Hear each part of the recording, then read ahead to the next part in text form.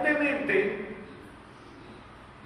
hago énfasis, aparentemente, cada persona hace su voluntad.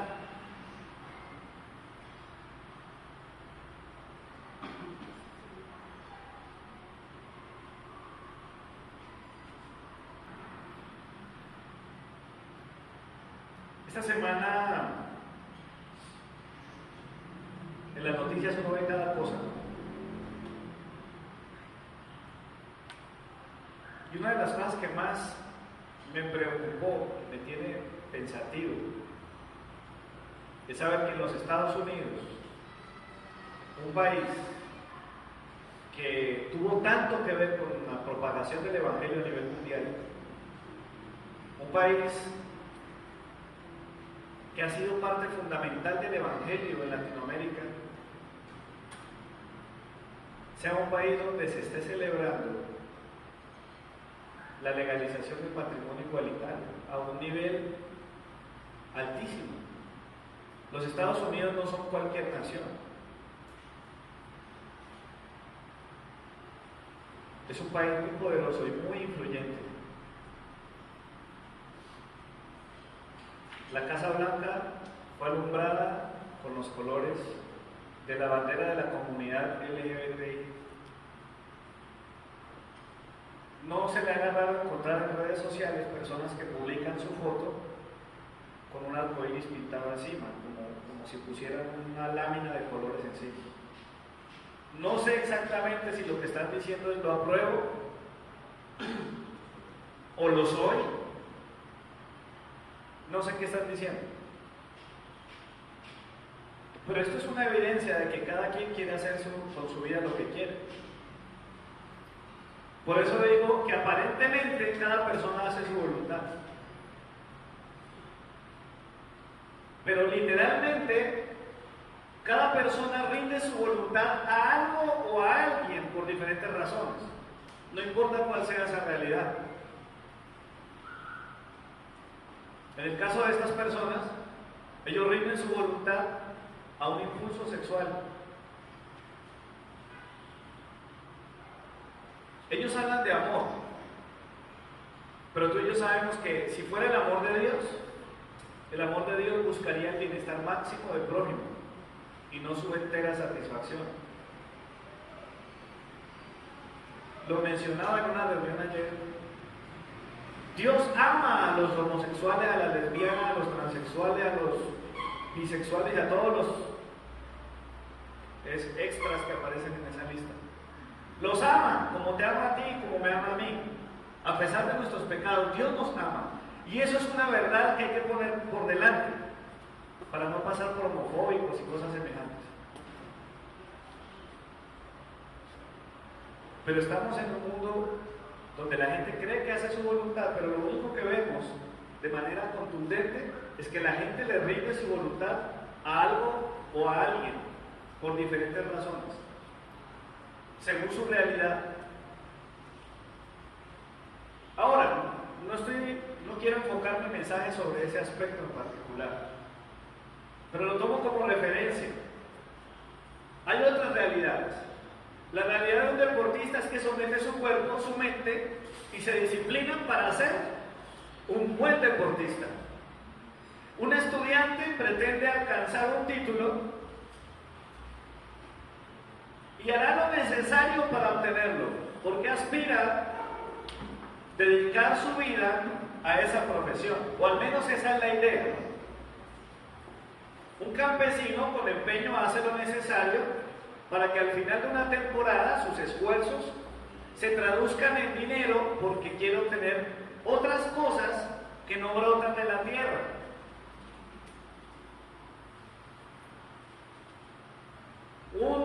Una modelo hará todo lo que esté a su alcance para lucir bien, porque de su imagen depende no solo sus ingresos, sino su vida útil. Un político busca por todos los medios tener una oportunidad para surgir, con miras a lograr el máximo escalón de su gremio, porque afirma ser la persona que necesita o que se necesita para lograr las cosas en un lugar determinado o en un territorio determinado. En resumen, cada quien procura y elige una ruta, una rutina, una disciplina que le produzca algún beneficio. Al final, la mayoría tienden a frustrarse, aunque alcancen todo lo que querían, todo lo que deseaban, todo lo que el ambiente y sus pensamientos, moldeados por la voz del entorno, le dijeron que debía hacer. La voluntad tarde o temprano será rendida a algo. Nuestra voluntad como seres humanos, tarde o temprano, escúchenme bien, será rendida a algo o a alguien. Tómelo como lo tome, de manera subjetiva u objetiva, terminaremos moviéndonos en pos de algo que terminará gobernando nuestra vida. Voy a repetirlo. La voluntad, su voluntad, tarde o temprano será rendida a algo de manera subjetiva u objetiva y terminaremos moviéndonos en pos de algo que termina gobernando nuestra vida. Pero una cosa es segura, en la recta final de nuestras vidas, no importa que hayamos logrado, miraremos hacia atrás, todos llegaremos a ese punto. Y nos vamos a encontrar de frente con el contenido de este mensaje. Si usted toma notas, por favor, escriba el título del tema de hoy. Es Deja que gobierne papá. Deja que gobierne papá.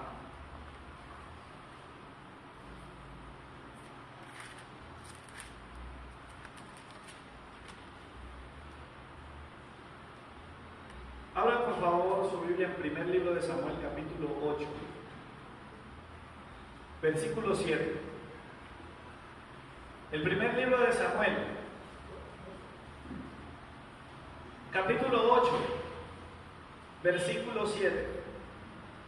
Cuando lo haya encontrado, por favor, regale un amén. Y si no lo ha encontrado, por favor, pida auxilio, que alguien lo saque del Nuevo Testamento.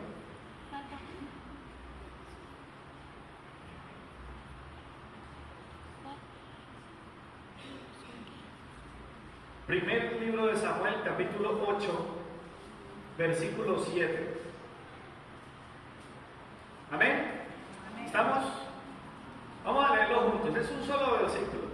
Dice: y dijo Jehová a Samuel: oye la voz del pueblo en todo lo que te digan, porque no te han desechado a ti, sino a mí. A mí me han desechado para que no reine sobre ellos. Mis amados, las ínfulas de independencia del ser humano son tan antiguas como el Génesis. Codiciar la corona, el cetro y el trono de nuestras vidas es lo que ha provocado que pasemos del paraíso al desierto. Muchos culpan a Dios de las guerras y los hechos que indignan nuestra conciencia. Pero al final, muy pocos reconocen que están recogiendo el fruto de su propio gobierno. No importa el lugar del mundo, ni los alcances del liderazgo, gobernar es una tarea para la cual el ser humano no es idóneo en su condición de pecador. Siempre habrá algo que cuestionar. Cada vez que mi esposa ve noticias y se hablan las cosas del gobierno nacional, dice: tenaz estar en el lugar del presidente. Amados hermanos, siempre habrá algo que cuestionar en nuestra vida, porque por causa del pecado nosotros no somos idóneos para gobernarnos a nosotros mismos. Ser responsable de nuestras vidas o las vidas de otros se convierte en una tarea agotadora. Salomón en el libro de Eclesiastés repite una y otra vez: no importa lo que logres en la vida, al final todo te produce agotamiento y resulta pasajero. No importa lo que hagas,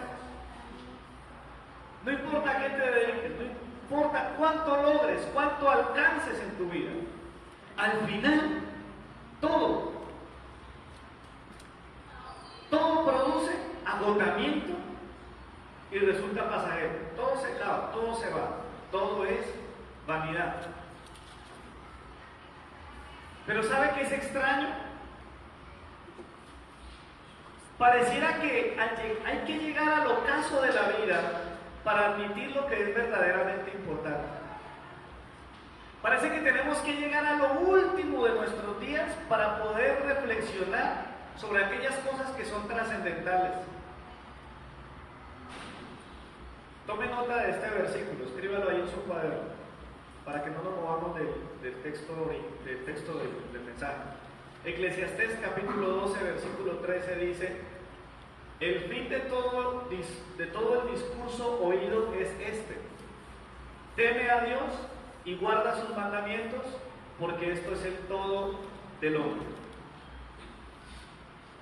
Yo le voy a regalar una técnica para que memorice el lugar donde está ubicado este versículo. Hay 2 horas durante el día que nos pueden ayudar a recordar este pasaje de la Biblia. La hora en la que nos preocupa lo de la comida o la del almuerzo, y la hora en la que nos preocupamos por la dormida. ¿Cuál es esa hora? Las 12. ¿Listo? Cada vez que lleguen las 12 y le dé hambre, cada vez que lleguen las 12 y tenga la preocupación de que necesita descansar para el día siguiente, recuerde este versículo. El fin de todo el discurso oído es este: teme a Dios y guarda sus mandamientos. ¿Por qué? Porque esto es el todo del hombre. Y el versículo lo encuentra simplemente sumándole 1. Eclesiastés 12, 13. 12 más 1, 13. ¿Listo? Bueno, ahí les dejo ese datito para quienes tienen alguna dificultad con memorizar versículos. Ahí les doy el dato de la cita. Pero vamos a profundizar un poquito más en el pasaje del inicio. Por favor, tenga ahí abierta su Biblia en 1 Samuel 8:7. Hay una palabra que se repite 2 veces en ese versículo. Una palabra que es muy dura. ¿Qué palabra es? La palabra desechado. ¿La identifica? Bueno, si usted tiene una versión diferente, de pronto aparece una palabra distinta a la que yo estoy mencionando, pero Reina Valera traduce del hebreo esa palabra con la palabra desechado. Y dice el Señor: oye la voz del pueblo en todo cuanto te digan. Esta es una instrucción de Dios. Porque no te han desechado a ti, sino a mí me han desechado. ¿Para qué? Para que no reine sobre ellos. ¿Alguien sabe lo que significa la palabra empatía? La empatía es una virtud que aplican mucho los psicólogos, o al menos profesionalmente lo intentan, para identificarse con usted. Cuando usted le cuenta un problema a alguien y esa persona tiene empatía o aplica empatía con usted, lo que hace es tratar de ponerse en su sitio y sentir y pensar e imaginar cómo se siente usted. ¿Qué le parece si por un momento aplicamos un poco de esa empatía con nuestro Creador? Póngase en el lugar de Dios, un Dios amoroso, que ya ha sido decepcionado varias veces por la raza humana. En esta etapa de la historia bíblica, el Señor está diciéndole al profeta: al que desecharon no fue a usted, al que desecharon fue a mí. ¿Para qué? Para que no gobierne, para que no reine sobre ellos.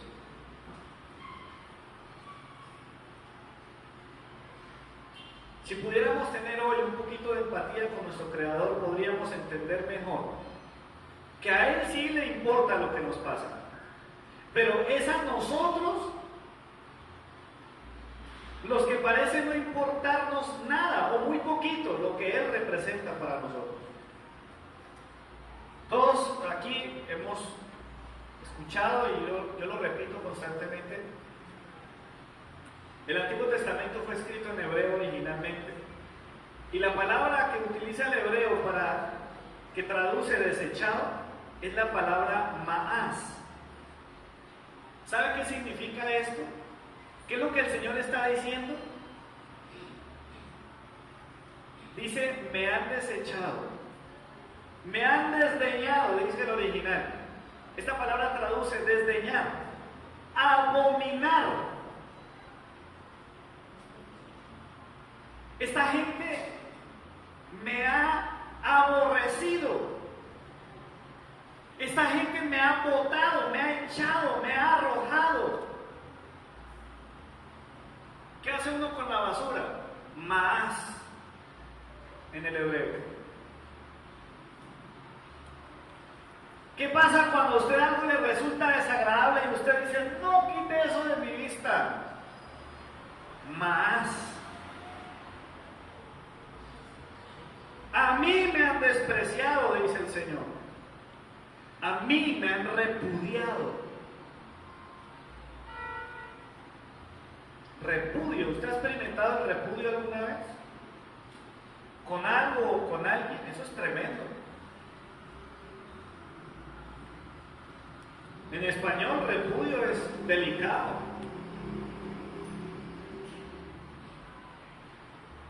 Más. ¿Puede usted sentir lo que sintió el Señor?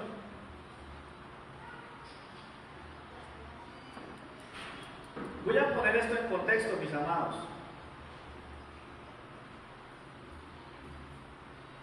Como el hombre no quiso escuchar a Dios en directo, hubo un proceso por medio del cual Dios usó hombres para comunicar su voluntad. Hombres de Dios. Entre ellos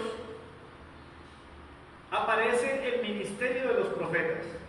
El ministerio de los profetas puede ser comparado con una imagen. No sé si alguien ha visto películas donde hay reyes, reinas y súbditos y todo eso. La misión del profeta era comparable con esa persona que a veces sale con un papel o con un pergamino, no sé. Suena una trompeta. Este es el decreto del rey. Y lee algo que dijo el gobernante, el supremo, y lo comunica.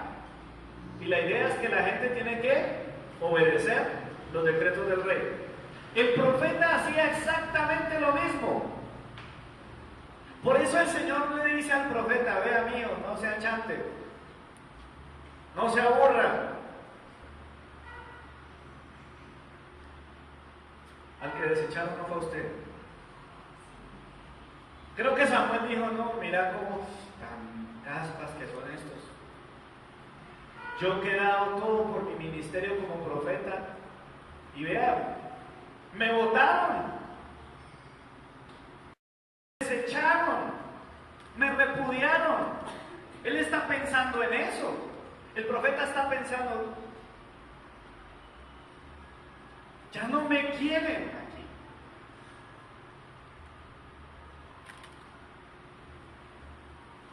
Pero como hemos visto, el Señor le dice al profeta, relájese, mijo. Usted va a seguir escuchando mi voz. Yo sigo siendo Dios. Pero escúchelos, oiga todo lo que les digan. Porque no lo desecharon a usted. Me desecharon a mí para que no reine sobre ellos. El profeta Samuel era el vocero del gobierno de Dios. Así funcionaba. Humanamente él gozaba de un reconocimiento, pero tiene que ser el ser todopoderoso el que le habla. Y es precisamente Dios el que le recuerda al profeta. Usted solamente dice lo que mi voluntad, esa es su función. Esa es la función de un pastor, de un predicador. El profeta del siglo de estos tiempos no es el que le dice, venga, Dios me dijo que le dijera. Es posible que Dios use a alguien para mostrarle algo puntual, pero con un propósito bien profundo, no bobadas. No es que Dios me dijo que vas a viajar. No es que Dios me dijo que te va a salir el negocio que estás pensando. Como a la gente le gusta, ¿no? El horóscopo, buscar a ver si las estrellas le dan la dirección de la fortuna. ¿Creen que la misión del profeta es decirles lo que ellos quieran escuchar? Pero no, el profeta solamente se dedica a decir lo que Dios dijo que hay que decir. Hermanos, el rol del profeta no fue lo que la gente despreció. Lo que despreciaron directamente fue a Dios. Amados hermanos, es básicamente un golpe de Estado. Estamos presenciando un golpe de Estado contra Dios. Es el mismo pueblo que dijo Ebenezer, hasta aquí nos ayudó el Señor. Ese mismo pueblo es el que ahora camina ya no a Ebenezer, sino a padecer, como las demás naciones. Ahorita lo vamos a leer, pero yo le garantizo que no es buena idea querer hacer lo que hacen los demás, porque ese fue el argumento de ellos. Parte del argumento fue, vea, necesitamos un rey como lo tienen las demás naciones. Creo que no se habían percatado que había un gobernante sobre ellos. Y si lo notaron, lo despreciaron, lo desecharon. Profundicemos un poquito sobre qué fue lo que ellos desecharon. Ellos desecharon a Dios, al Dios del Ebenezer. Capítulo 7, versículos del 3 al 13. Primer libro de Samuel, capítulo 7, versículos del 3 al 13. Dice: habló entonces Samuel a toda la casa de Israel diciendo: si de todo vuestro corazón os volvéis a Jehová, quitad de entre vosotros los dioses ajenos y a Astarot, dedicad vuestro corazón a Jehová y servidle solo a él, y él os librará de las manos de los filisteos. Entonces los hijos de Israel quitaron a los Baales y a Astarot y sirvieron solo a Jehová. Luego les dijo Samuel: reunid a todo Israel en Mizpa y yo oraré por vosotros a Jehová. Se reunieron pues en Mizpa, sacaron agua y la derramaron delante de Jehová y ayunaron aquel día allí y dijeron: contra Jehová hemos pecado. Y juzgó Samuel a los hijos de Israel en Mizpa. Cuando supieron los filisteos que los hijos de Israel estaban reunidos en Mizpa, subieron los príncipes de los filisteos contra Israel. Al oír esto, los hijos de Israel tuvieron temor de los filisteos. Entonces dijeron los hijos de Israel a Samuel: no ceses de clamar por nosotros a Jehová nuestro Dios, para que nos guarde de manos de los filisteos. Tomó pues Samuel un cordero de leche y lo sacrificó entero en holocausto. Y clamó Samuel a Jehová por Israel, y Jehová lo escuchó. Mientras Samuel sacrificaba el holocausto, los filisteos llegaron para pelear con los hijos de Israel. Pero Jehová tronó aquel día con gran estruendo sobre los filisteos, los atemorizó, y dice la Biblia, y fueron vencidos delante de Israel. Los hijos de Israel subieron de Mizpa, siguieron a los filisteos y los hirieron hasta abajo de Bet-Car. Tomó luego Samuel una piedra, la colocó entre Mizpa y Sen y le puso por nombre Ebenezer, porque dijo: hasta aquí nos ayudó Jehová. Y el último: así fueron sometidos los filisteos y no volvieron a entrar más en el territorio de Israel.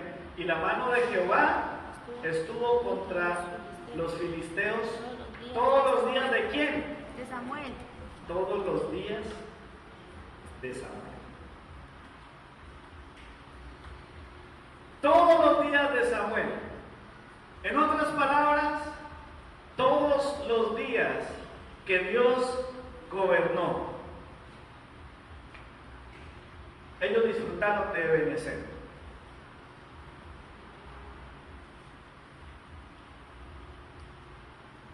La papeleta estaba lista.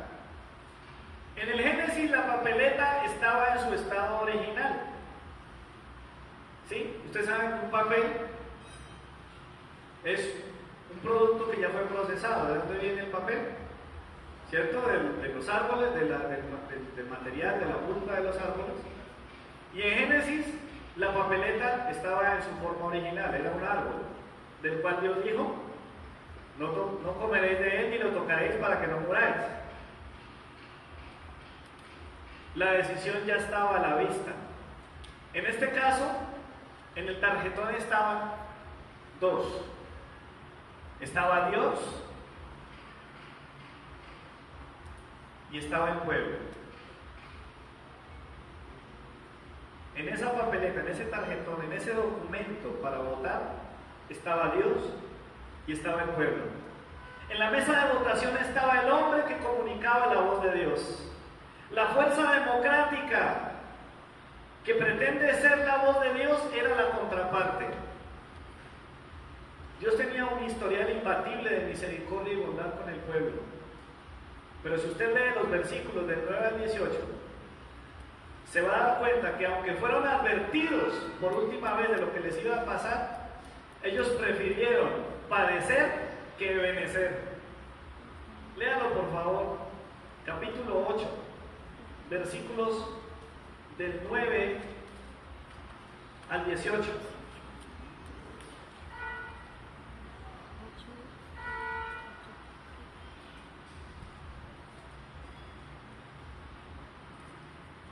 Solamente leamos el 18, le dejo de tareita el resto para la casa.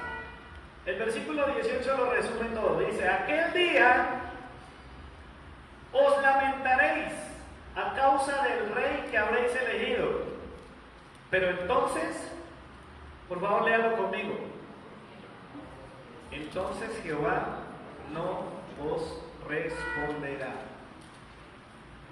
Si tú decides que te gobierne otra cosa,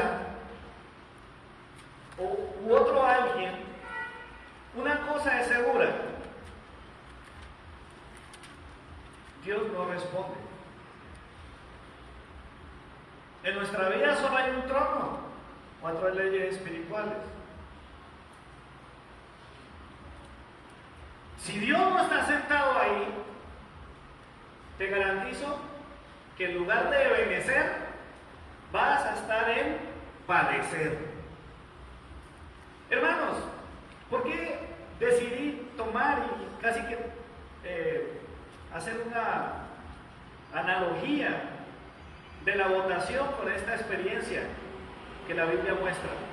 Porque es que la votación, por definición, es la manifestación de la opinión, del parecer o de la voluntad de cada una de las personas consultadas para aprobar o rechazar una medida, o en unas elecciones para elegir gobernante. Y a pesar que fueron advertidos, ¿quién podía superar a Dios en su bondad y en su misericordia? Nadie. Les advierte Samuel: vean, ustedes se van a lamentar de eso que están queriendo hacer. Pero el versículo 19 dice que el pueblo, ¿qué dice ahí? No quiso oír la voz de Samuel. Y dijo: no habrá rey en Israel. Va a haber un rey sobre nosotros.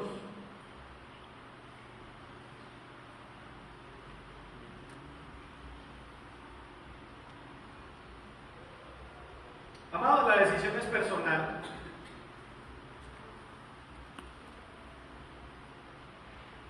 Voy a repetirlo una vez más. Escuchen, la decisión es personal. Samuel representa a todo aquel que quiere hacer la voluntad de su rey. ¿Y saben por qué digo que esto es una decisión personal? Porque si usted nota al comienzo del capítulo 8, se dice que los hijos de Samuel ya no hacían lo que hacía Samuel. Miren lo que dice el versículo 3 del capítulo 8. Dice: pero no anduvieron los hijos por los caminos de su padre, sino que se dejaron llevar, ¿por qué? Por la avaricia, dejándose sobornar y pervirtiendo el derecho. Ellos fueron puestos para ser jueces en Israel.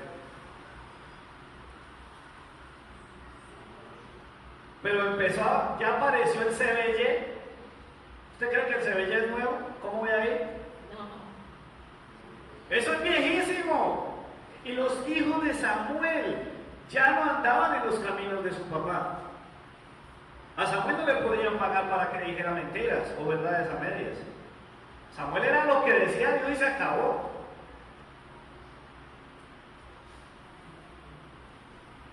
Si usted recuerda, unos capítulos más adelante, cuando Saúl desobedece, la orden era liquidarlo todo y a todos.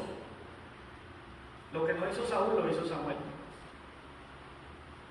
Así es un hombre de Dios. Así es alguien que respeta al Señor. Pero estos dos no quisieron hacer eso.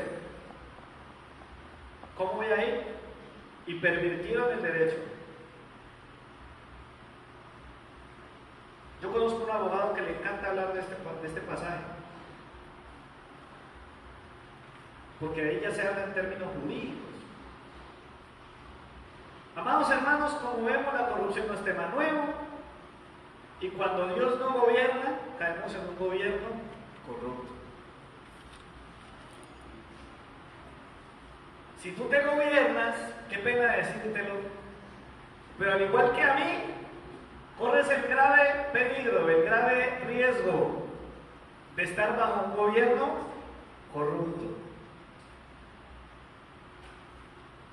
La única manera de librarnos de ese problema es obedeciendo la voz de Dios, es atendiendo lo que el Señor dice. Cuando Él toma el gobierno, las cosas son diferentes. ¿Recuerdan que una vez los discípulos le dicen a Jesús, Jesús, enséñanos a orar? ¿Se acuerdan de eso? El famosísimo, bien conocido, repetido hasta la saciedad. Padre nuestro. Anote la cita por si de pronto no la tiene presente, Mateo 6, del 9 al 10. Tiene tanta enseñanza que podríamos darnos un banquete tremendo esta mañana.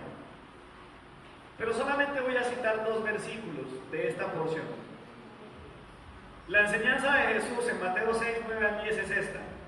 Vosotros pues oraréis así: Padre nuestro que estás en los cielos, santificado sea tu nombre, venga tu reino, hágase tu voluntad como en el cielo, así también en la tierra. En otras palabras, Jesús les dijo a ellos: entréguenle el gobierno de sus vidas a papá.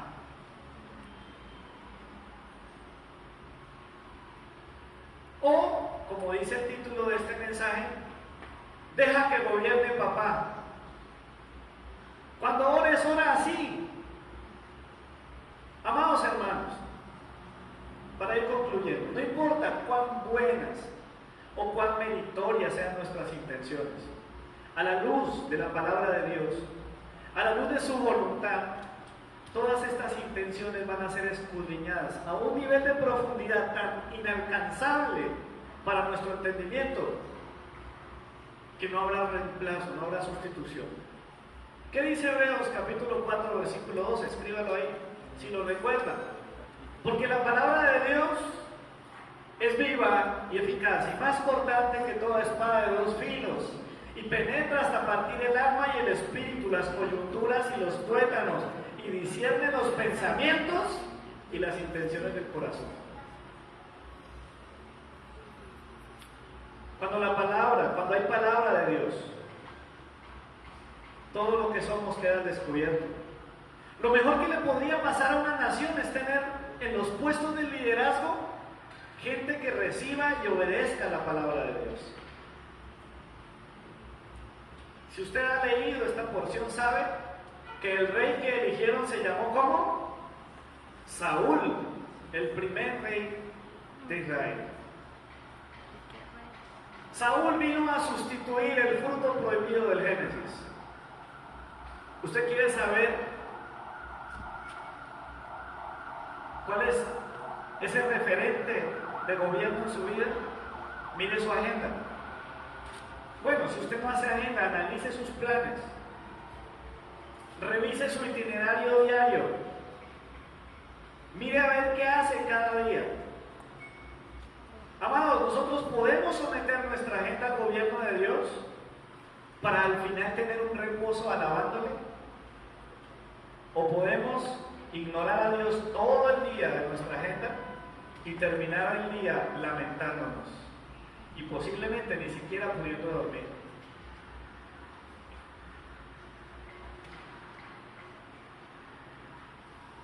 Podemos someter nuestra agenda al gobierno de Dios y descansar en Él. Ese es el reposo de Dios. O insistir en gobernar nuestras vidas nosotros y esperar al final del día a ver cómo nos fue. Tarde o temprano vamos a llegar al punto de aquel rey anciano que abrazó el más sabio consejo que pudo dar y darse a sí mismo en su vida. ¿Se acuerdan del truco para que se memorizaran el texto? Eclesiastés 12:3. El fin de todo el discurso.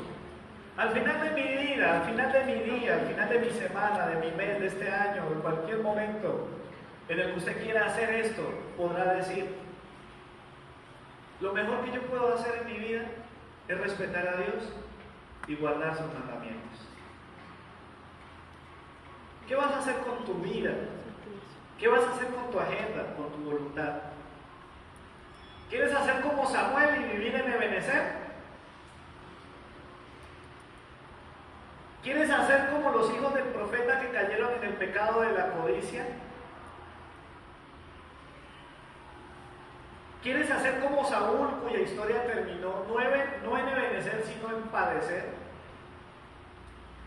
y en perecer? Si usted revisa la vida de Saúl, Saúl no disfrutó de Ebenezer. Alcanzó a darle un brochazo, pero muy superficial a eso. Pero terminó en perecer. ¿O prefieres tomar la enseñanza de Jesús? Que como titula este tema de hoy, es deja que gobierne papá. Hoy es un día especial para los padres y quiero hacer una mención específica en esta conclusión. Porque gobernar un hogar no es cosa fácil. Es una tarea dura. Pero la única manera de salir adelante y hacerla bien es dejándose gobernar de Dios. Haciendo lo que hizo Salomón. Pídele sabiduría al Señor. Y Santiago dice: